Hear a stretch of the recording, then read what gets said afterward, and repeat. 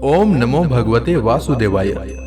भगवान बृहस्पति देव की पूजा अर्चना के लिए बृहस्पतिवार को व्रत करके बृहस्पतिवार की व्रत कथा सुननी चाहिए।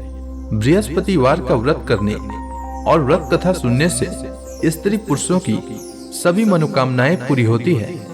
इस व्रत से धन संपत्ति की प्राप्ति होती है, निसंतानों को पुत्र प्राप्ति होती है, परिवार में सुख शांति बनी रहती है, सभी आनंद पूर्वक रहते हैं। तो आइए सुनते हैं बृहस्पतिवार व्रत कथा। यदि आप कथा सुनने के पश्चात ब्राह्मण दक्षिणा, अन्नदान, द्रव्य दान, वस्त्र दान इत्यादि देना चाहते हैं तो स्क्रीन पर दिए गए गूगल पे पर भेज सकते हैं। हे बृहस्पति भगवान, आपसे हाथ जोड़कर प्रार्थना है कि इस कथा को जो भी भक्तगण सुन रहे हैं उनके घर में धन धान्य और यश की वृद्धि हो, साथ ही माताओं और बहनों को अखंड सौभाग्यवती होने का आशीर्वाद प्रदान करें।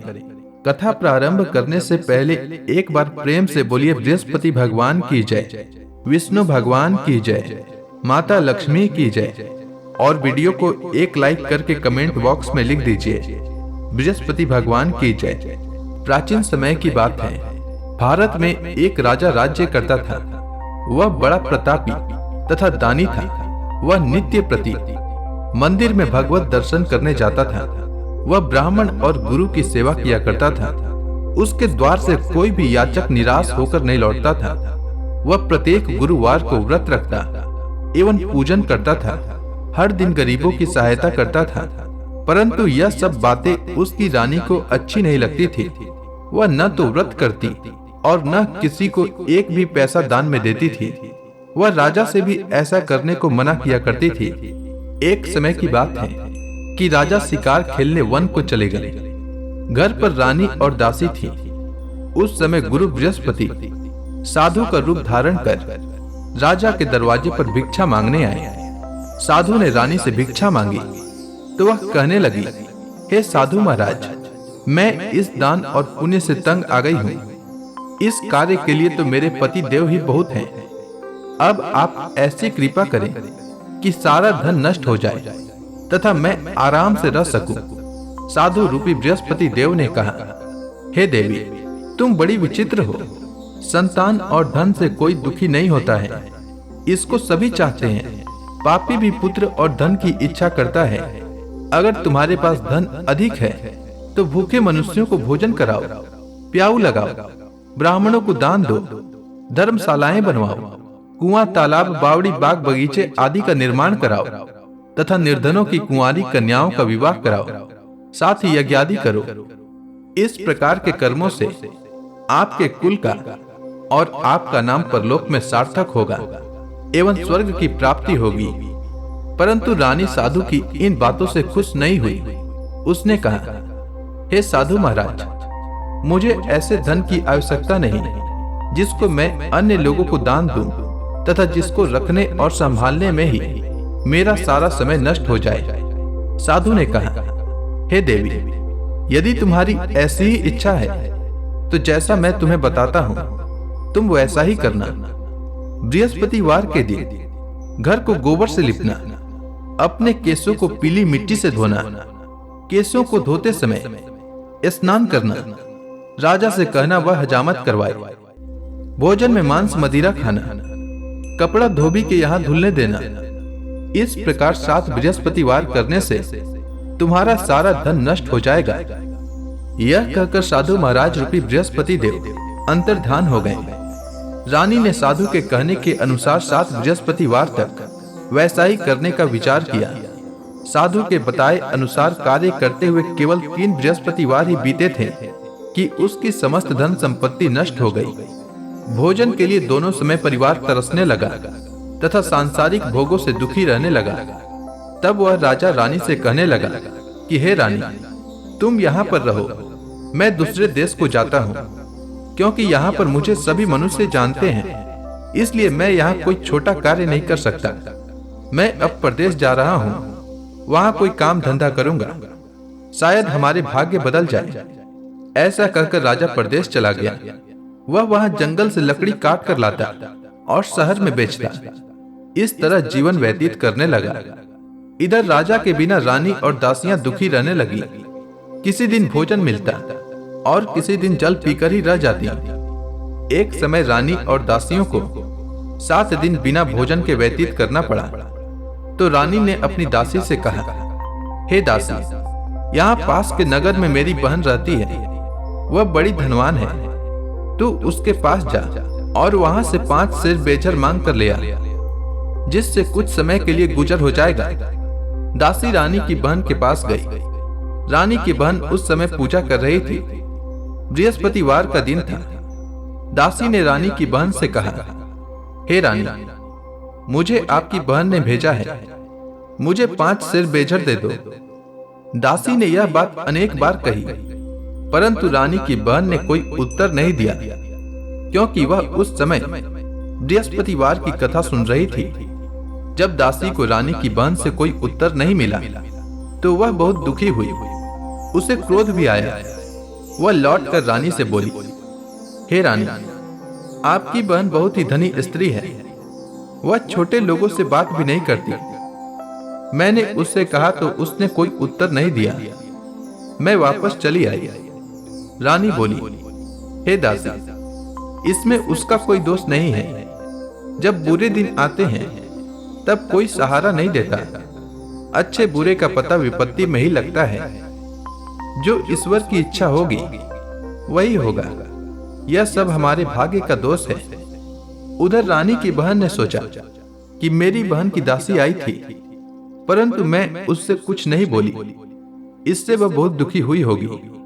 अतः कथा सुन और विष्णु भगवान का पूजन समाप्त कर वह अपनी बहन के घर आई और कहने लगी, हे बहन, मैं बृहस्पतिवार का व्रत कर रही थी। तुम्हारी दासी हमारे घर गई थी, परंतु जब तक कथा होती है तब तक हम लोग न तो उठते हैं और न बोलते हैं, इसलिए मैं नहीं बोली। कहो दासी क्यों गई थी? रानी बोली, बहन, हमारे घर अनाज नहीं था। वैसे तुमसे कोई बात छिपी नहीं है, इस कारण मैंने दासी को तुम्हारे पास 5 सेर बेचर लेने के लिए भेजा था। रानी की बहन बोली, बहन, देखो, बृहस्पति भगवान सबकी मनोकामना पूर्ण करते हैं। देखो, शायद तुम्हारे घर में अनाज रखा हो। यह सुनकर दासी घर के अंदर गई तो वहां उसे एक घड़ा बेजर का भरा मिल गया। उसे बड़ी आश्चर्य हुई, क्योंकि उसने एक एक बर्तन देख लिया था। उसने बाहर आकर रानी को बताया। दासी अपनी रानी से कहने लगी, हे रानी, देखो, वैसे हमको जब अन्न नहीं मिलता तो हम रोज ही व्रत करते हैं। अगर इनसे व्रत की विधि और कथा पूछ ली जाए तो उसे हम भी किया करेंगे। दासी के कहने पर रानी ने अपनी बहन से बृहस्पतिवार व्रत के बारे में पूछा। उसकी बहन ने बताया, हे रानी बहन, बृहस्पतिवार को सूर्योदय से पूर्व उठकर स्नान करके बृहस्पतिवार का व्रत करना चाहिए, लेकिन उस दिन सिर नहीं धोना चाहिए। बृहस्पतिवार के व्रत में चने की दाल और मुनक्का से विष्णु भगवान का केले के वृक्ष की जड़ में पूजन करें तथा दीपक जलावें। उस दिन एक ही समय भोजन करें। भोजन पीले खाद्य पदार्थ का करें तथा कथा सुने। इस प्रकार करने से गुरु भगवान प्रसन्न होते हैं, अन्न पुत्र धन देते हैं, मनोकामना पूर्ण करते हैं। व्रत और पूजन की विधि बताकर रानी की बहन अपने घर लौट गई। रानी और दासी दोनों ने निश्चय किया कि बृहस्पति देव भगवान का पूजन अवश्य करेंगे। 7 दिन बाद जब बृहस्पतिवार आया तो उन्होंने व्रत रखा। घुड़साल में जाकर चना और गुड़ बीन लाई तथा उसकी दाल से केले की जड़ तथा विष्णु भगवान का पूजन किया। अब अन्न पीला कहां से लाएं? दोनों बड़ी दुखी हुई, परंतु उन्होंने व्रत किया था, इस कारण बृहस्पति देव भगवान प्रसन्न थे। एक साधारण व्यक्ति के रूप में वे 2 थालों में सुंदर पीला भोजन लेकर आए और दासी को देकर बोले, हे दासी, यह भोजन तुम्हारे और रानी के लिए है, तुम दोनों करना। दासी भोजन पाकर बड़ी प्रसन्न हुई और रानी से बोली, रानी जी, भोजन कर लो। रानी को भोजन आने के बारे में कुछ पता नहीं था, इसलिए वह दासी से बोली, जा तू ही भोजन कर, क्योंकि तू हमारी व्यर्थ में हंसी उड़ाती है। दासी बोली, एक व्यक्ति भोजन दे गया है, रानी कहने लगी, वह भोजन तेरे लिए दे गया है, तू ही भोजन कर। दासी ने कहा, वह व्यक्ति हम दोनों के लिए 2 थालों में भोजन दे गया है, इसलिए मैं और आप दोनों ही साथ साथ भोजन करेंगे। दोनों ने गुरु भगवान को नमस्कार कर भोजन प्रारंभ किया। उसके बाद से वे प्रत्येक बृहस्पतिवार को गुरु भगवान का व्रत और पूजन करने लगी। बृहस्पति भगवान की कृपा से उनके पास धन हो गया, परंतु रानी फिर से पहले की तरह आलस्य करने लगी।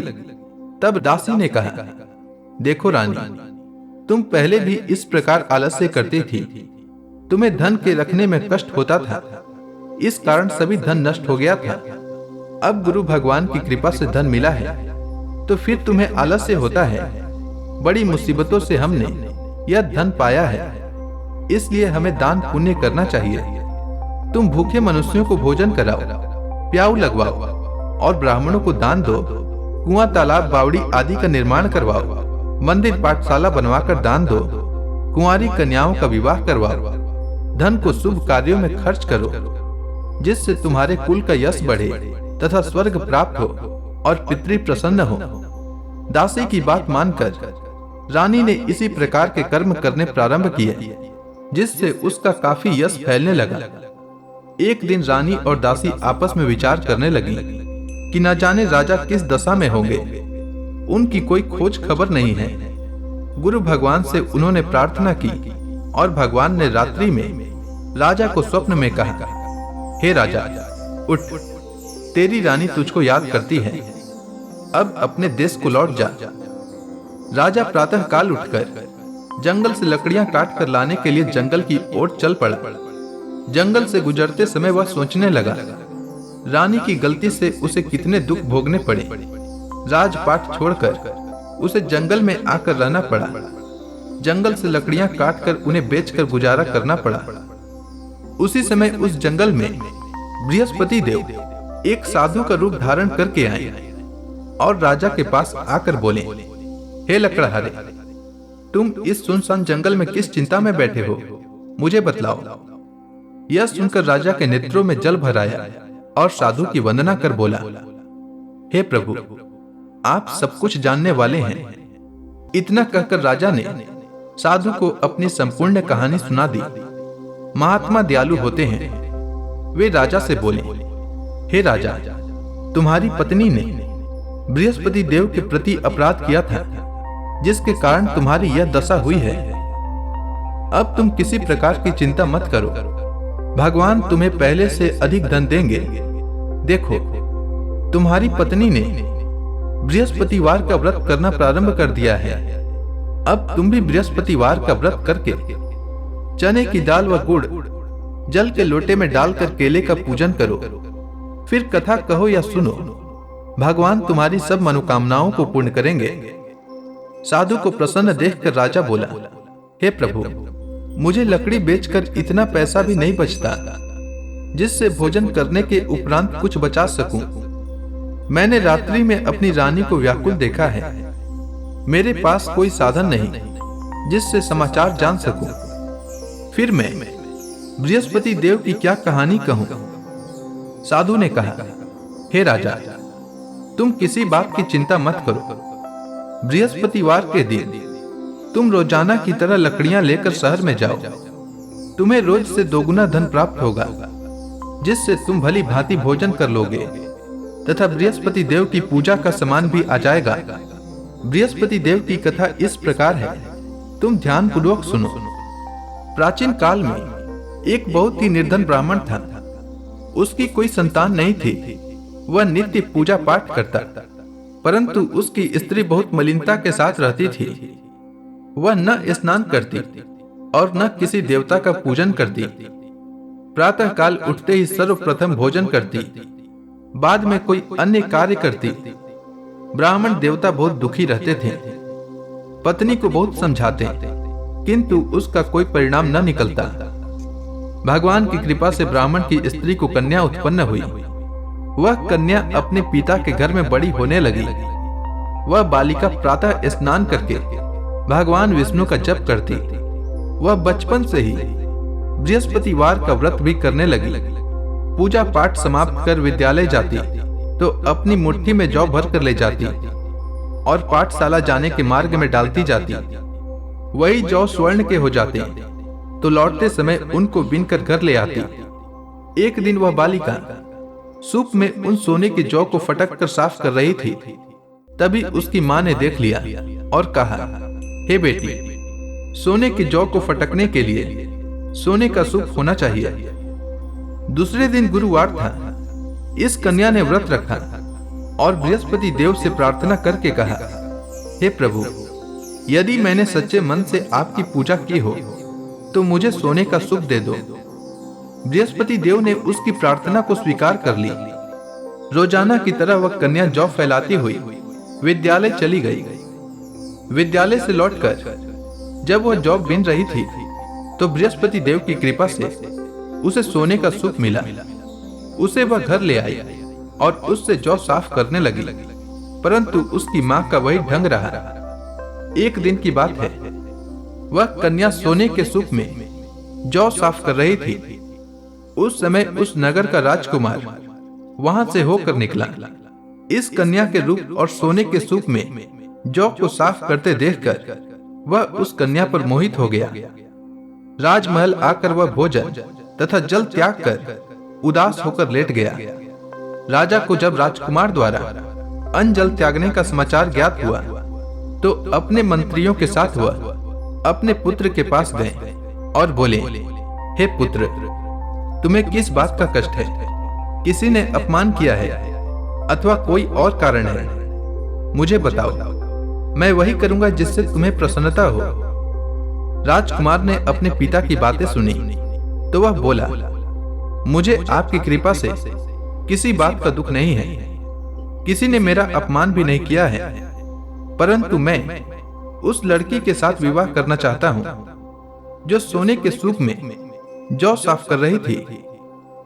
यह सुनकर राजा आश्चर्य में पड़ गया और बोला, हे पुत्र, इस तरह की कन्या का पता तुम ही लगाओ। मैं उसके साथ तुम्हारा विवाह अवश्य ही करवा दूंगा। राजकुमार ने राजा को उस लड़की के घर का पता बतलाया। मंत्री उस लड़की के घर गया और राजा का आदेश ब्राह्मण को सुनाया। कुछ ही दिन बाद ब्राह्मण की कन्या का विवाह राजकुमार के साथ संपन्न हो गया। कन्या के घर से जाते ही उस ब्राह्मण देवता के घर में पहले की ही भांति गरीबी का वास हो गया। अब भोजन के लिए भी अन्न बड़ी मुश्किल से मिलता था। एक दिन दुखी होकर ब्राह्मण अपनी पुत्री से मिलने गया। बेटी ने पिता के दुख की अवस्था को देखा और अपनी मां का समाचार पूछा। ब्राह्मण ने सभी हाल कहा। कन्या ने बहुत सा धन देकर अपने पिता को विदा कर दिया। इस तरह ब्राह्मण का कुछ समय सुखपूर्वक व्यतीत हुआ, लेकिन कुछ दिन बाद फिर वही हाल हो गया। ब्राह्मण फिर अपनी कन्या के यहाँ गया और सभी हाल कहा तो पुत्री बोली, हे पिताजी, आप माता जी को यहाँ लिवा लाओ। मैं उन्हें वह विधि बता दूंगी जिससे गरीबी दूर हो जाए। ब्राह्मण देवता अपनी स्त्री को साथ लेकर अपनी पुत्री के पास राजमहल पहुंचे तो पुत्री अपनी माता को समझाने लगी, हे माँ, तुम प्रातः काल उठकर प्रथम स्नान आदि करके विष्णु भगवान का पूजन करो तो सब दरिद्रता दूर हो जाएगी। परंतु उसकी माँ ने उसकी एक बात नहीं मानी। वह प्रातः काल उठकर अपनी पुत्री का बचा जूठन खा लेती थी। एक दिन उसकी पुत्री को बहुत क्रोध आया। उसने एक रात एक कोठरी से सारा सामान निकाल दिया और अपनी माँ को उसमें बंद कर दिया। प्रातः उसमें से उसे निकाला तथा स्नान आदि करा के पूजा पाठ करवाया तो उसकी माँ की बुद्धि ठीक हो गई। इसके बाद वह नियम से पूजा पाठ करती और प्रत्येक बृहस्पतिवार को व्रत रखने लगी। इस व्रत के प्रभाव से उसकी माँ भी बहुत धनवान हो गई और बृहस्पति देवता के प्रभाव से स्वर्ग को प्राप्त हुई। वह ब्राह्मण भी सुखपूर्वक इस लोक का सुख भोग कर स्वर्ग को प्राप्त हुआ। इस तरह कहानी कहकर साधु देवता वहां से लोप हो गए। धीरे धीरे समय व्यतीत होने पर फिर बृहस्पतिवार का दिन आया। राजा जंगल से लकड़ी काट कर किसी शहर में बेचने गया। उसे उस दिन और दिनों से अधिक धन मिला। राजा ने चना, गुड़ आदि लाकर बृहस्पतिवार का व्रत किया। उस दिन से उसके सभी कलेश दूर हो गए। परंतु जब अगला गुरुवार का दिन आया तो वह बृहस्पतिवार का व्रत करना भूल गया। इस कारण बृहस्पति भगवान नाराज हो गए। उस दिन उस नगर के राजा ने विशाल यज्ञ का आयोजन किया तथा अपने समस्त राज्य में घोषणा करवा दी कि कोई भी मनुष्य अपने घर में भोजन न बनाए तथा आग भी न जलाए। समस्त लोग मेरे यहाँ भोजन करने आवे। इस आज्ञा को जो न मानेगा उसको फांसी की सजा दी जाएगी। राजा की आज्ञा अनुसार राज्य के सभी वासी राजा के भोज में सम्मिलित हुए, लेकिन लकड़हारा कुछ देर से पहुंचा, इसलिए राजा उसको अपने साथ महल में ले गए। जब राजा लकड़हारे को भोजन करा रहे थे तो रानी की दृष्टि उस खूंटी पर पड़ी जिस पर उसका हार लटका हुआ था। उसे हार खूंटी पर लटका दिखाई नहीं दिया। रानी को निश्चय हो गया कि मेरा हार इसी लकड़हारे ने चुरा लिया है। उसी समय सैनिक बुलवाकर उसको जेल में डलवा दिया। जब लकड़हारा जेल खाने में गया तो बहुत दुखी होकर विचार करने लगा कि न जाने कौन से पूर्व जन्म के कर्म से मुझे यह दुख प्राप्त हुआ है, और उसी साधु को याद करने लगा जो जंगल में मिला था। तत्काल बृहस्पति देव साधु के रूप में प्रकट हो गए और उसकी दशा को देखकर कहने लगे, अरे मूर्ख, तूने बृहस्पति देवता की कथा नहीं कही, इसी कारण तुझे दुख प्राप्त हुआ है। अब चिंता मत कर। बृहस्पतिवार के दिन जेल खाने के दरवाजे पर 4 पैसे पड़े मिलेंगे। उनसे तू बृहस्पति देव की पूजा करना तो तेरे सभी कष्ट दूर हो जाएंगे। अगले बृहस्पतिवार को उसे जेल के द्वार पर 4 पैसे मिले। राजा ने पूजा का सामान मंगवाकर कथा कही और प्रसाद बांटा। उसी रात्रि को बृहस्पति देव ने उस नगर के राजा को स्वप्न में कहा, हे राजा, तूने जिस आदमी को जेल खाने में बंद कर दिया है वह निर्दोष है, वह राजा है, उसे छोड़ देना। रानी का हार उसी खूंटी पर लटका हुआ है। अगर तू ऐसा नहीं करेगा तो मैं तेरे राज्य को नष्ट कर दूंगा। राजा प्रातः काल उठा और खूंटी पर हार टंगा देखकर लकड़हारे को बुलाकर क्षमा मांगी और राजा के योग्य सुंदर वस्त्र आभूषण भेंट कर उसे विदा किया। गुरुदेव की आज्ञानुसार राजा अपने नगर को चल दिया। राजा जब नगर के निकट पहुंचा तो उसे बड़ा आश्चर्य हुआ। नगर में पहले से अधिक बाग, तालाब और कुएं तथा बहुत सी धर्मशालाएं, मंदिर आदि बने हुए थे। राजा ने पूछा कि यह किसका बाग और धर्मशाला है। तब नगर के सब लोग कहने लगे कि यह सब रानी और दासी द्वारा बनाए गए हैं। राजा को आश्चर्य हुआ और क्रोध भी आया। जब रानी को पता चला कि राजा आ रहे हैं तो उसने अपनी दासी से कहा, हे दासी, देख, राजा हमको कितनी बुरी हालत में छोड़ गए थे। वह हमारी ऐसी हालत देखकर लौट न जाएं, इसीलिए तू दरवाजे पर खड़ी हो जा।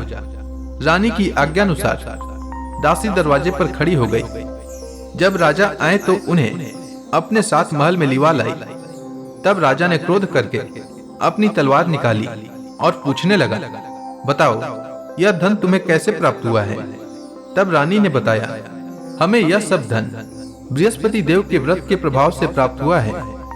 राजा ने तब निश्चय किया कि 7 रोज बाद तो सभी बृहस्पति देव का पूजन करते हैं, परंतु मैं रोजाना दिन में 3 बार कथा कहा करूंगा तथा रोज व्रत किया करूंगा। अब हर समय राजा के दुपट्टे में चने की दाल बंधी रहती तथा दिन में 3 बार कथा कहता। एक रोज राजा ने विचार किया कि चलो अपनी बहन के यहाँ हो आवे। इस तरह का निश्चय कर राजा घोड़े पर सवार हो अपनी बहन के यहाँ चल दिया। मार्ग में उसने देखा कि कुछ आदमी एक मुर्दे को लिए जा रहे हैं। उन्हें रोककर राजा कहने लगा, अरे भाइयों, मेरी बृहस्पतिवार की कथा सुन लो। वे बोले, लो, हमारा तो आदमी मर गया है, इसको अपनी कथा की पड़ी है। परंतु कुछ आदमी बोले, अच्छा कहो, हम तुम्हारी कथा भी सुनेंगे। राजा ने दाल निकाली और कथा कहनी शुरू कर दी। जब कथा आधी हुई तो मुर्दा हिलने लगा और जब कथा समाप्त हुई तो राम राम करते हुए वह मुर्दा खड़ा हो गया। राजा आगे बढ़ा। उसे चलते चलते शाम हो गई। आगे मार्ग में उसे एक किसान खेत में हल चलाता मिला। राजा उससे बोला, अरे भैया, तुम मेरी बृहस्पतिवार की कथा सुन लो। किसान बोला, जब तक मैं तेरी कथा सुनूंगा तब तक 4 हरया जोत लूंगा। जा अपनी कथा किसी और को सुनाना। राजा आगे चलने लगा। राजा के हटते ही बैल पछाड़ खाकर गिर गए तथा किसान के पेट में बहुत जोर से दर्द होने लगा। उसी समय किसान की मां रोटी लेकर आई। उसने जब यह देखा तो अपने पुत्र से सब हाल पूछा। बेटे ने सभी हाल बता दिया। बुढ़िया दौड़ी दौड़ी उस घुड़सवार के पास गई और उससे बोली, मैं तेरी कथा सुनूंगी, तू अपनी कथा मेरे खेत पर चलकर कहना। राजा ने लौटकर बुढ़िया के खेत पर जाकर कथा कही, जिसके सुनते ही बैल खड़े हो गए तथा किसान के पेट का दर्द भी बंद हो गया। राजा अपनी बहन के घर पहुंच गया। बहन ने भाई की खूब मेहमानी की।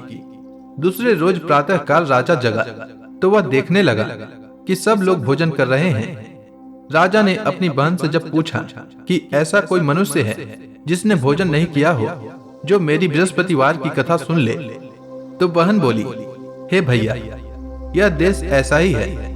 पहले यहाँ के लोग भोजन करते हैं, बाद में अन्य काम करते हैं। अगर पड़ोस में कोई हो तो देख आती हूँ। ऐसा कहकर बहन देखने चली, परंतु उसे कोई भी ऐसा व्यक्ति नहीं मिला जिसने भोजन न किया हो। वह एक कुम्हार के घर गई जिसका लड़का बीमार था। उसे पता चला कि उसके यहाँ 3 दिन से किसी ने भोजन नहीं किया है। रानी ने अपने भाई की कथा सुनने के लिए कुम्हार से कहा। वह तैयार हो गया। राजा ने जाकर बृहस्पतिवार की कथा कही, जिसको सुनकर उसका लड़का ठीक हो गया। अब तो राजा की प्रशंसा होने लगी।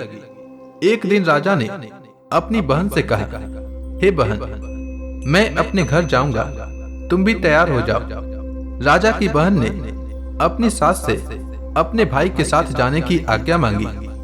सास बोली, चली जा, परंतु अपने लड़कों को मत ले जाना, क्योंकि तेरे भाई को कोई संतान नहीं होती है। बहन ने अपने भाई से कहा, हे भैया, मैं तो चलूंगी, परंतु कोई बालक नहीं जाएगा। राजा ने कहा, जब कोई बालक नहीं चलेगा तब तुम जाकर ही क्या करोगी। दुखी मन से राजा अपने नगर को लौट आया। राजा ने अपनी रानी से कहा, हम निसंतान हैं, इसीलिए कोई हमारे घर आना पसंद नहीं करता। इतना कह वह बिना भोजन आदि किए शैया पर लेट गया। रानी बोली, हे प्रभु, बृहस्पति देव ने हमें सब कुछ दिया है, वे हमें संतान भी अवश्य देंगे। उसी रात बृहस्पति देव ने राजा को स्वप्न में कहा, हे राजा, उठ, सभी सोच त्याग दे, तेरी रानी गर्भवती है। राजा को यह जानकर बड़ी खुशी हुई।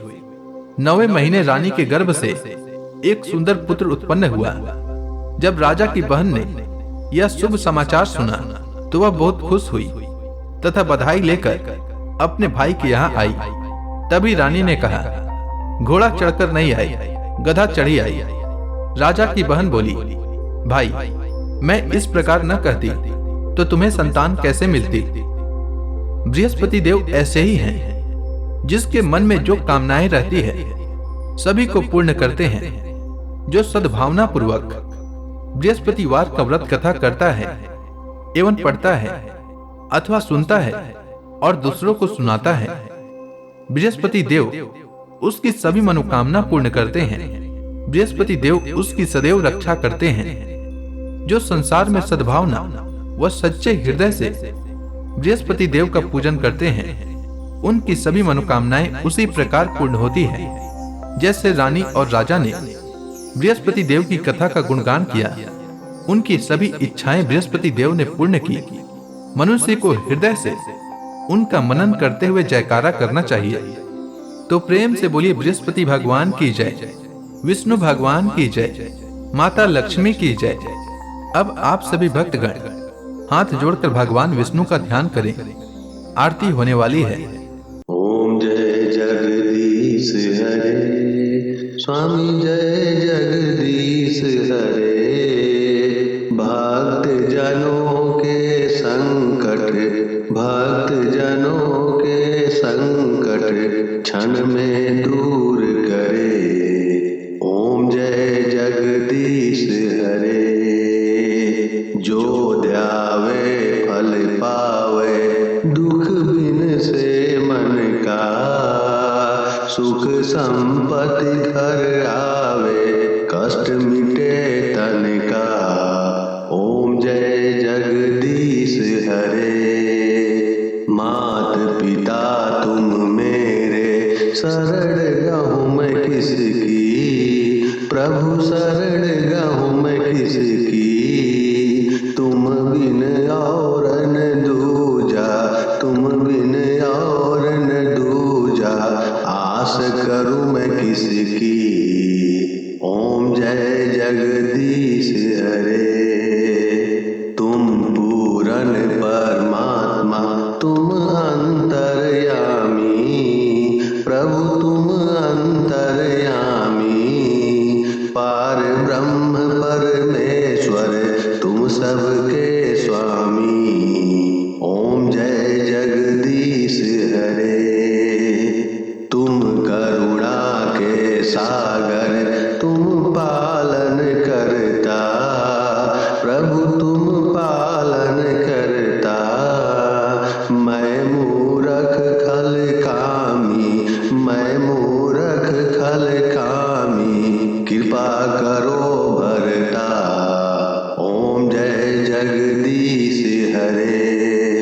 तुम हो एक अगोचर, सबके प्राणपति।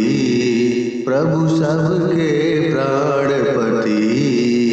किस विधि मिलूं दया मैं, किस विधि मिलूं दया मैं, तुमको मैं कुमति। ओम जय जगदीश हरे। दीन बंधु दुख हरता, तुम रक्षक मेरे। प्रभु तुम रक्षक मेरे। अपने हाथ उठाओ, अपने हाथ उठाओ, द्वार पड़ा तेरे। ओम जय जगदीश हरे। विषय विकार मिटाओ, पाप हरो देवा। प्रभु पाप हरो देवा। श्रद्धा भक्ति बढ़ाओ, सनातन की सेवा। ओम जय जगदीश हरे। तन मन धन सब तेरा, स्वामी सब कुछ है तेरा। स्वामी सब कुछ है तेरा। तेरा तुझको अर्पण, तेरा तुझको अर्पण, क्या लागे मेरा। ओम जय जगदीश हरे। प्रेम से बोलिए विष्णु भगवान की जय।